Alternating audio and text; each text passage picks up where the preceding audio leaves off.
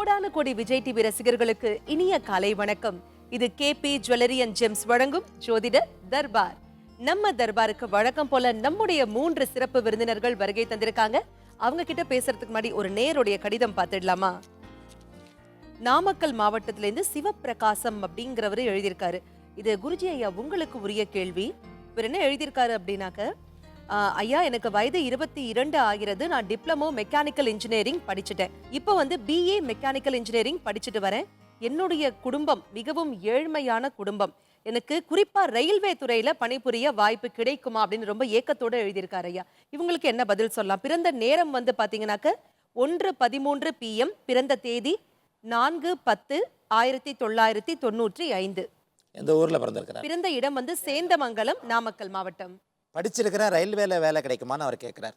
இந்த ரயில்வே வேலையில் உள்ள ஒரு சிறப்பு என்னென்னா, ஓடிக்கொண்டே இருக்கின்ற வேலை, ஒரு இரும்பின் மேலே ஓடிக்கொண்டே இருக்கிறது.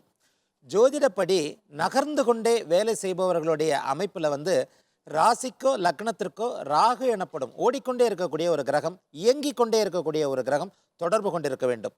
ஆக ராகு ராசிக்கோ லக்னத்திற்கோ 10ஆம் இடத்தில் அமர்ந்திருக்கிறவர் ஆட்டோ டிரைவராகவோ பஸ் டிரைவராகவோ ஓடிக்கொண்டே இருக்கின்ற ஒரு அமைப்பின் மேல் உட்கார்ந்து பணிபுரிவராக இருப்பார். அந்த அமைப்பு இருக்குன்னா அவங்க நிச்சயமாக ஒரு இடத்துல இருந்து வேலை செய்ய முடியாது, இயங்கிக் கொண்டே வேலை செய்பவர்களாக இருப்பார்கள். ரயில்வே அப்படின்னு சொல்லும்போது அந்த இடத்துல இயந்திரமும் இரும்பும் சேர்ந்தத ஒரு அமைப்பாயிடுது.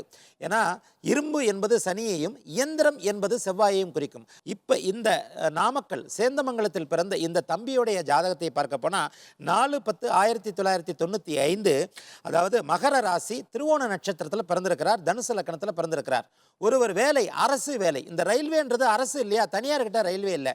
அப்போ அரசு துறையில் ஒருத்தர் வேலை செய்யணும் அப்படின்னு சொன்னால், நம்முடைய ஜோதிட தர்பார் நிகழ்ச்சியிலேயே ஒரு 10 நாட்களுக்கு ஒரு வாரத்துக்கு முன்னாடி சூரியன் 10ஆம் இடத்தில் திக்பலமாக இருந்தால் ஒருவர் அரசு துறையில் பணிபுரிவார் என்பதை தெளிவாக சொல்லியிருந்தேன்.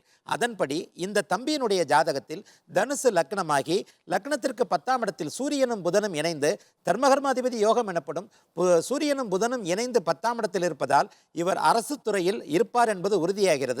இந்த கணிப்பை தொடர்ந்து முதல் 4 ராசிகளுக்குரிய இன்றைய தினப்பலன். மேஷத்தினர் இன்றைக்கு தொழில் விஷயங்களில் சாதிக்கின்ற ஒரு நாளாக இருக்கும். உங்களுடைய 4ஆம் அதிபதி சந்திரன் இன்றைக்கு 10ஆம் வீட்டில் மிகச்சிறந்த நல்ல மேன்மையான ஒரு அமைப்பில் சுபரோட பார்வையில் குருவோட பார்வையில் மிகச்சிறந்த அமைப்பில் இருப்பதால் உங்களுடைய தொழில் திறமைகள் அனைத்தையும் நீங்கள் வெளிக்காட்டி கொள்ள முடிகின்ற ஒரு அமைப்பாக இருக்கும். ஆகவே தொழில் விஷயங்களில் உங்களுடைய முயற்சிகள் அனைத்தும் பலிக்கின்ற ஒரு நாளாக இந்த நாள் அமையும். ரிஷபராசிக்காரர்களுக்கு தந்தை வழி மேன்மை உண்டாகின்ற ஒரு நாள். இளைஞர்கள், இளைய பருவத்தினர் தங்களுடைய ஏதேனும் தகவல், தங்களுடைய அனுமதிக்கு உங்கள் பெற்றோர்களிட ஒரு அனுமதி கிடைப்பதற்காக இன்றைக்கு இந்த நாளை நீங்கள் உபயோகப்படுத்திக் கொள்ளலாம். இன்றைக்கு நீங்கள் நினைக்கின்ற காரியத்திற்கு பெற்றோர்கள் அனுமதி கொடுக்கின்ற நாளாக ரிஷபராசிக்காரர்களுக்கு இருக்கும். அதே நேரத்தில் வயதான தாய் தந்தையரை கொன்றவர்கள், அவர்கள் மூலமான ஆசீர்வாதங்களை இன்றைக்கு பெறுவீர்கள். மிதுனத்திற்கு இன்றைக்கு கொஞ்சம் மனக்கலக்கமான நாள். இந்த மிதுன ராசிக்காரர்கள் இன்றைக்கு எந்த ஒரு விஷயத்தையும் யோசித்து தான் செயல்பட வேண்டும். ஏதோ ஒன்று தவறாக நடந்து விடுமோ அப்படின்ற ஒரு குழப்பம் இன்றைக்கு மிதுன ராசிக்காரர்களுக்கு இருக்கும். ஆயினும் உறுதியாக சொல்லுகிறேன், சந்திரன் 8இல் அமர்ந்தாலும் குருவோட பார்வையில் இருக்கிறதுனால எவ்விதமான சாதகமற்ற கெடுபலன்கள் மிதுன ராசிக்கு நடப்பதற்கு வாய்ப்பே இல்லை. ஆகவே முன்னோக்கி செல்வதை மட்டுமே யோசியுங்கள். பின்னோக்கம் என்பது உங்கள் வாழ்வில் இல்லை என்பதை உறுதியாக கொள்ளுங்கள். மிதுன ராசிக்கு கெடுதல்கள் எதுவும் நடக்காத நாள் இது. இன்றைக்கு அதி-அற்புதமான நாள். ராசிநாதன் என்றைக்கெல்லாம் ராசியை பார்க்கின்றாரோ அன்றைக்கு மனம் புத்துணர்ச்சியோடு இருக்கும். இன்றைக்கு கடகநாதன், உங்களுடைய ராசிநாதன் சந்திரன் உங்களுடைய ராசியை பார்க்கிறார். இது மிகவும் அற்புதமான அமைப்பு. மாதம் ஒரு முறை மட்டுமே அமைகின்ற அமைப்பு. ஆகவே இன்றைக்கு நீங்கள் ஆரம்பித்து வைக்கின்ற நாள், இந்த விஷயம் என்னால் முடியாது அப்படின்னு நினைக்கின்ற நாள் கூட இன்றைக்கு நீங்கள் முயற்சித்தால் முயற்சி மெய்வருத்த கூலி தரும் என்ற தெய்வ புலவரின் வாக்கின்படி நீங்கள் முயற்சிக்கின்ற அனைத்து காரியங்களும் 100% நல்ல நன்மைகளாக நடக்கின்ற ஒரு காரியமாக இன்றைக்கு இருக்கும்.